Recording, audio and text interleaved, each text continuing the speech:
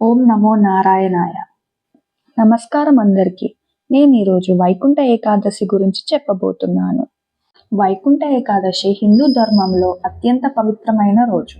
ఈ రోజు శ్రీ మహావిష్ణువుని భక్తితో పూజిస్తారు. అసలు వైకుంఠ ఏకాదశి యొక్క ప్రాముఖ్యత ఏంటి? ఎందుకు జరుపుకుంటాము?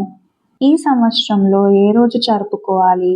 పూజ చేసుకునే విధానం, ఈ యొక్క వైకుంఠ ఏకాదశి కథ మరియు తిరుపతి ఉత్తర ద్వార దర్శనాలు ఏ రోజు ప్రారంభమై ఏ రోజు ముగిస్తుందో తెలుసుకుందాం. వైకుంఠ ఏకాదశి రోజున సూర్యుడు దక్షిణ దిశ నుంచి ఉత్తర దిశ వైపు కదలడం మొదలు పెడతాడని అంటారు. మనకి ఈ 12 నెలలు ఒక సంవత్సరం అయితే దేవుళ్ళకి ఒక రోజు అని చెప్తారు. ఉత్తరాయణం అంటే పొద్దున, దక్షిణాయనం అంటే రాత్రి అని అంటారు. అందుకే ఈ రోజున శ్రీ మహావిష్ణువు నిద్ర నుంచి లేచే పవిత్ర రోజు అని నమ్ముతారు. అలాగే ఈ రోజున 3 లోకాల్లో ఉన్న దేవతలందరూ శ్రీ మహావిష్ణువును దర్శించుకుంటారని నమ్మకం. మనకు తెలిసిన పురాణాల ప్రకారంగా శ్రీ మహావిష్ణువు మరియు 3 లోకాల్లో ఉన్న దేవుళ్ళు కలిసి భూమి మీదకి ఈ వైకుంఠ ఏకాదశి రోజు వస్తారని నమ్ముతారు. అందుకే ఈ వైకుంఠ ఏకాదశిని ముక్కోటి ఏకాదశిగా కూడా పిలుస్తారు. వైకుంఠ ఏకాదశి యొక్క ప్రాముఖ్యత ఏమిటంటే, మనకి సంవత్సరంలో 24 ఏకాదశులు వస్తాయి. అందులో ఈ వైకుంఠ ఏకాదశి చాలా ముఖ్యమైనది. ఈ రోజున భక్తితో పూజలు చేసుకుంటే పాపాలు పోయి స్వర్గానికి వెళ్తారని నమ్మకం. అలాగే ఈ ఒక్క ఏకాదశి భక్తి మరియు నిత్య ఉపవాసంతో చేస్తే సంవత్సరం మొత్తం అన్ని ఏకాదశులు చేసినంత పుణ్యం లభిస్తుంది. ఇప్పుడు వైకుంఠ ఏకాదశి యొక్క కథ గురించి తెలుసుకుందాం.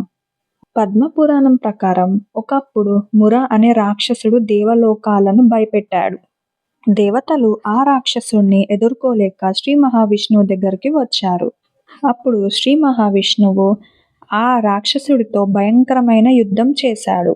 యుద్ధం చేసే సమయంలో ఒక గుహలో విశ్రాంతి తీసుకుంటుండగా ఆయన దివ్య తేజస్సు నుండి ఒక ప్రకాశవంతమైన దేవి అవతరించింది. ఆమెనే ఏకాదశి దేవి. ఆమె మురుడిని సంహరించి ధర్మాన్ని కాపాడింది. తన భక్తికి మెచ్చిన శ్రీ మహావిష్ణువు ఇలా వరమిచ్చాడు. ఎవరైతే ఏకాదశిని భక్తితో పాటిస్తారో వారికి నా వైకుంఠ లోకం లభిస్తుంది. అప్పటి నుండి వైకుంఠ ఏకాదశి మోక్షానికి ద్వారంగా నిలిచింది. అందుకే ఈ రోజున ఉత్తర ద్వారం నుంచి దర్శించుకుంటే చాలా మంచిదని నమ్ముతారు. ఈ 2025లో డిసెంబర్ 29 సోమవారం రాత్రి అంటే డిసెంబర్ 30 మంగళవారం తెల్లవారుజామున 4:02 ప్రారంభమై డిసెంబర్ 30 మంగళవారం రాత్రి 1:50 వరకు ఉంటుంది. ఈ ఏకాదశి డిసెంబర్ 30 మంగళవారం రోజు పూర్తిగా ఉన్నందువలన ఆ రోజే ఏకాదశి జరుపుకోవాలి అని పండితులు సూచిస్తున్నారు. ఈ వైకుంఠ ఏకాదశి రోజున బ్రహ్మ ముహూర్తంలో లేచి స్నానం చేసి శుభ్రమైన వస్త్రాలు ధరించి పూజ స్థలాన్ని శుభ్రపరిచి శ్రీ మహావిష్ణువుని పూజించుకొని దీపం ధూపం వెలిగించి పుష్పాలు అర్పించి విష్ణు సహస్రనామంని జపిస్తే చాలా మంచిది. ఎంతో పుణ్యం చేసుకున్నంత విలువ. ఇప్పుడు ఏ టైంలో పూజలు చేసుకుంటే మంచిదో తెలుసుకుందాము. ఉదయం 5 గంటల నుంచి 8:45 లోపు లేదా కుదరకపోతే సాయంత్రం 5:33 నుంచి 7:30 లోపు చేసుకుంటే చాలా మంచిది. అలాగే ఈ రోజున వైష్ణవ ఆలయంలో ఉత్తర దర్శనం చేసుకోండి. పాపాలు నశిస్తాయి, మనసుకు శాంతి లభిస్తుంది, ఆధ్యాత్మిక శక్తి పెరుగుతుంది మరియు కుటుంబంలో శుభం కలుగుతుంది. ఈ వైకుంఠ ఏకాదశి ఉపవాసం చాలా పవిత్రమైనది.